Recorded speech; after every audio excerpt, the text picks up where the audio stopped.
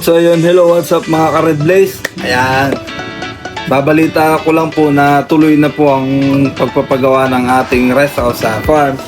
Dahil meron tayong isang boss amo mapagmahal na nag-donate nagbigay sa atin ng pandingding. Ayan. Nakakatuwa kasi yung pandingding hindi siya basta-basta. Binigyan niya tayo ng 15 na 15 pieces na plywood na ang tatak pa ay Santa Clara. Medyo nakakaya, baka sabihin niyo naman may hardware ako tapos nangihingi pa ako ng ganun. Hindi po. Ayoko! Yun po ay kusang binigay sa akin ng ating kumpareng boss amo.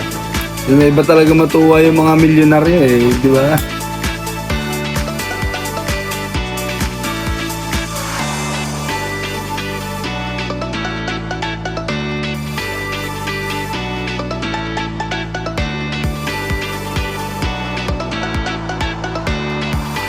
So yun, pumasok sa isip ko na putik, bakit bibigyan ako nito? Hindi naman kami magkano Naisip ko, baka gusto niya nang palitin ko ng manok. So in-offer ko sa kanya yung mga manok ko. Sabi ko, pare,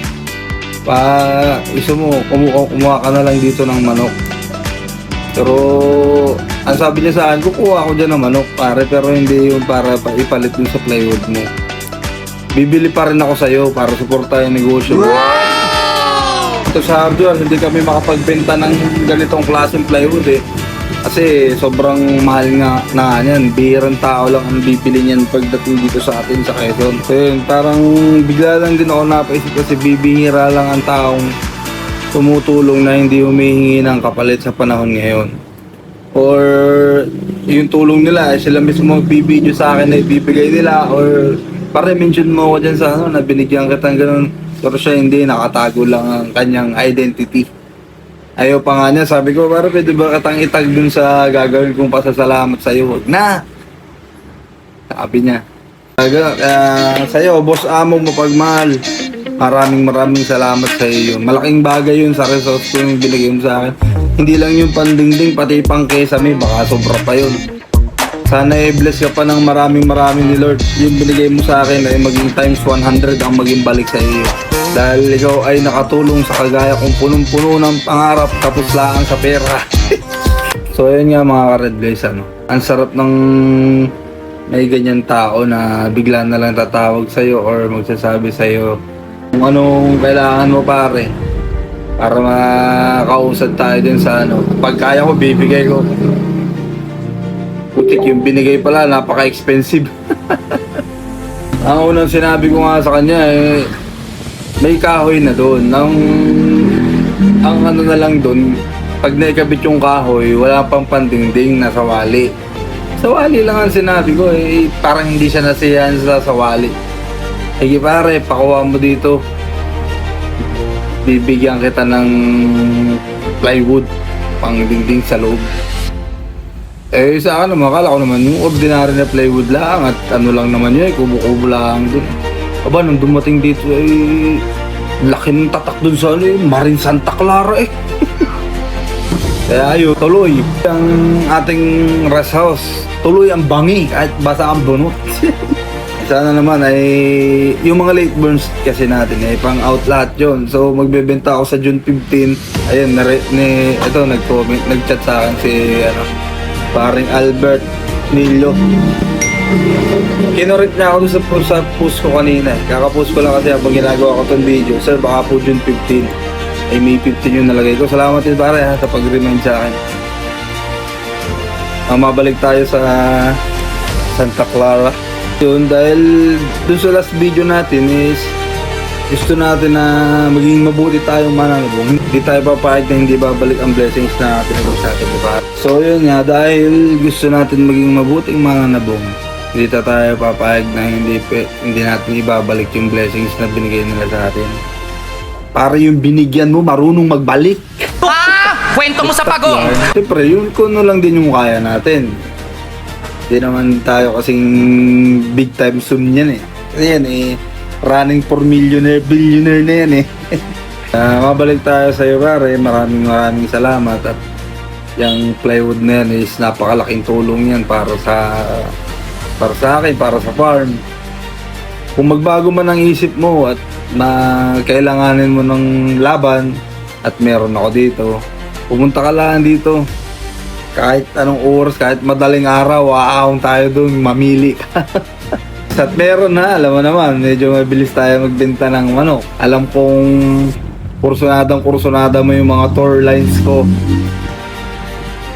Huwag kang mag-alala, marami pang available ng mga tour na yan. Halos sa'yo ko nga sanang iyot kasi yan ang ipanlalaban natin sa ano. Kaya lang, kung gusto yun ng buyer yun, di go. Basta meron tayo dyan. So yun lang pare. Maraming salamat uli. More blessings sa iyo. Kung magkailangan mo ng manok at meron pa akong available, huwag ka magdalawang isip magsabi, tumawag ka lang sa akin. Puntahan natin kahit magang-maga, madaling araw, kahit gabi. So yun lang po mga ka-Red Blaze, no. Ang dami kong realization sa nangyari na yan kasi syempre isipin mo hindi mo naman kakilala yung tao tapos bibigyan ka ng tulong na ganun.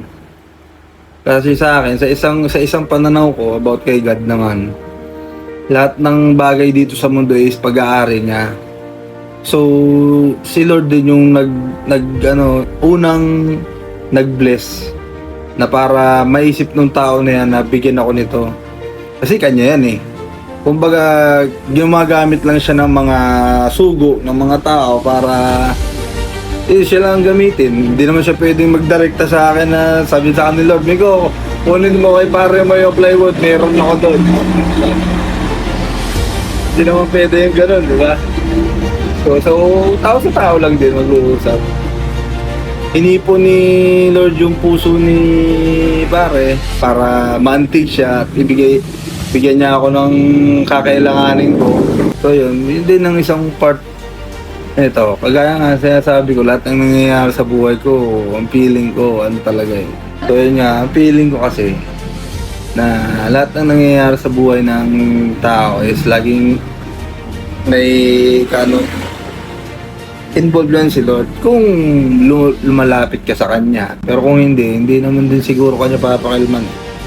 Pero kung damo na lagi mo siya kinakausap, lagi mo siya tinatawag, parang para sa akin lahat ng nangyayari, masama man o maganda is will na niyan eh. Kaya meron akong piece of heart. Ahaba lang tayo sa kanan yan. Pagka marami tayong oras, kikwento ko sa inyo kung paano nangyari napalapit ako sa kanya dahil sa game farm, dahil sa pagmamanok. So yun mga ka-Red Blaze, nagkwento lang tayo at nagyabang ng Santa Clarang plywood. Kahit pagbalag-bagang kayo dun sa results ko, hindi mo mapapasag yun.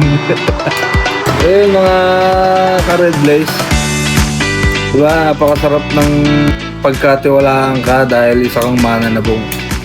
Sana sa future mangyari yung gano'n na yung hindi na masama ang tingin sa atin ng mga asawa natin at ng ibang tao na pag sinabing mananabong ka, sugarol ka, pabaya ka sa pamilya, wala kang asang lalaki. Parang kasing ganun nangyayari pag suga pa ka masyado eh.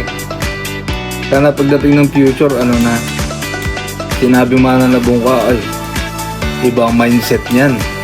Tuturuan ka niyan. Anyway, yun nga po, nasa bundok na yung ating mga plywood at baka ngayong araw na to is lalagarin na rin yung ating mga lumber.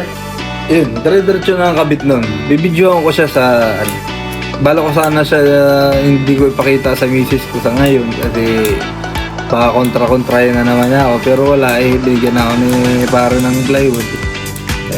Gusto ko naman na magawa na agad ng video yun, kaya papakita ko na sa inyo kung ano nang sitwasyon nung ating tubo sa game farm.